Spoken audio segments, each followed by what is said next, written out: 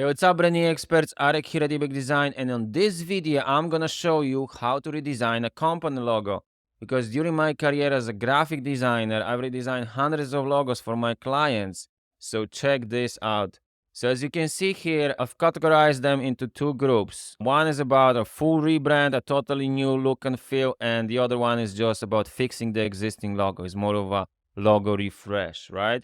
So we're gonna talk about both evolutionary changes and more revolutionary changes. We have totally new look and feel. So first, let's talk about logo refresh. So as you can see here, for example, for Lintics, we built on the same idea. We just fixed what was wrong. So the colors are much brighter. We created this gradient effect. The proportions are better. The font is bolder, less spaced out. So as a whole, it makes for a solid logo. It just makes a strong impact. So here is another example what we've done for executive helijet. So the name is long, so I stuck the name. There is no reason to make it italic because we have this dynamic cut here that fits nicely with the E. So as you can see, as a whole, it looks just professional, right? We are using Helvetica here. So another example for crowds line, I reversed the colors because I believe that the emphasis should be on the crowds, right? But we retain the same idea, right? We just change the typography, make it more prominent, so it stands out, and it's more compact, so it works better. It looks much more impactful. So now let's talk about major redesigns, brand redesign, where we totally have a totally new look and feel. For example, as you can see, for Sweetgrass, nothing is the same. It's nothing like the old logo. The typography is different, the colors are different. Of course, the name is the same, but we are using this kind of an element of a grass, right? But it's totally different look and feel. This is a custom typeface that resembles the Art Deco style, and in a combination with the turquoise, in combination with gold, creates this kind of a luxury look and feel, right? We have a new tagline, elevate your wellness, and so on. You can check this on my portfolio. Another example here, Marijuana is a totally new logo. It redesign. We do not retain this snake or anything from the old logo. The typography is different. Even the colors are different. It's not the same green as you can see. And so it looks much more modern. So another example here, Flash. So they do sanitation. So as you can see, the old logo was just terrible. It's just very generic. It looks cheap. So just because they are about the toilets and sanitation, we came up with this great idea to put the toilet seat in the U. As you can see here, all caps, nice word mark, spaced out a bit so we can see this toilet seat right here. We can recognize that shape and it fits the brand, right? So now let's talk about the reasons for logo redesign, because there are many reasons. Like the major reason would be if we just look behind times, we need a new logo, right? So either someone told you that your logo sucks, or you just already know that is not good. So here's an example of Periti Digital. They came to me because they knew this logo. It looks outdated, but another thing about this logo is that it's too close to Adobe icons. It just looks like another Photoshop or something. But even though, as you can, so it creates confusion in the marketplace. But even though it's not a good design, as you can see, this looks much better than this, right? So it creates confusion. It's not original. So we created a totally new brand mark, a unique look and feel that looks not. We even shortened the name, right? Is a full rebrand. Now, another reason might be that your business has changed, you evolve, or on the other hand, like for example, with Sukun, they just niche down on a specific on one destination, on New York, right? Here is an example before and after. As you can see, is a total full rebrand. The ideas are there. Look and feel is nothing. We do not retain any elements from the old logo. But on the other hand, your client may come to, like for example, Ami, we fix just proportions. As you can see, we fix these lines so they are equally, we put the tagline in here, but for the main part is the same logo, but they just came to with a request to design a proper brand architecture to separate the division. So as you can see, we did that. We use the descriptors here. So that's another reason.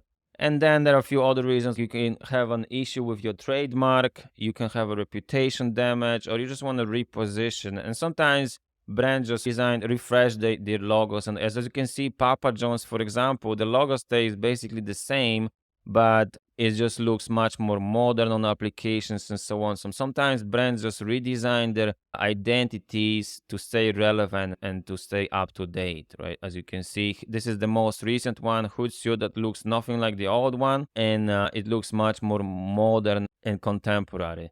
So now let's talk about what elements should you keep or change, because that's your primary concern, right? And as they say, don't fix it if it ain't broken. So as you can see here, for example, for Foco, the idea was good, it's just the execution sucks. A focal is about this focal point is within the O, right? The idea is good. So I just made it thicker, I made it bleed to the edges, the right proportions. I put the descriptor, this category descriptor out of the box, so it makes for a solid logo. I hope you can see the difference, right? The lines are thicker and creates this nice negative effect here. So we couldn't just redesign the whole idea. It was not necessary. They've built brand equity over the years, so it would be a challenge. So that wasn't an option. And besides that, the idea was good, so we just fixed on the logo. So sometimes when the company is big, you have to retain the idea. You have to work with what you have, because it's a big risk to redesign too much, right? So it was not necessary to do that. Another example here with the cross line again. You already seen that example, so we just fixed the typography and so on, but we retained the main idea, right? So now let's talk about design versus rebrand, because if it doesn't represent the existing logo, if it looks outdated, if it doesn't represent you well, then maybe you should just redesign this completely.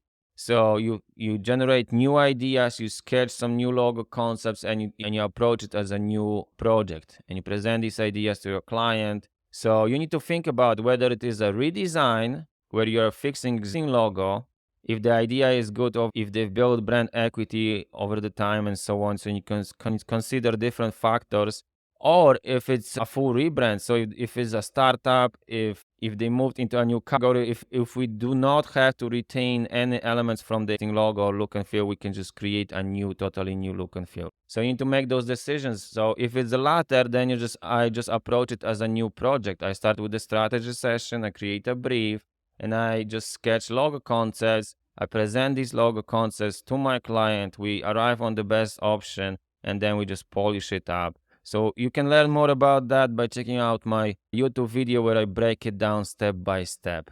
Now, some conclusions. So when you're embarking on a logo design project, first you need to understand what's driving the request, why we are even redesigning this logo.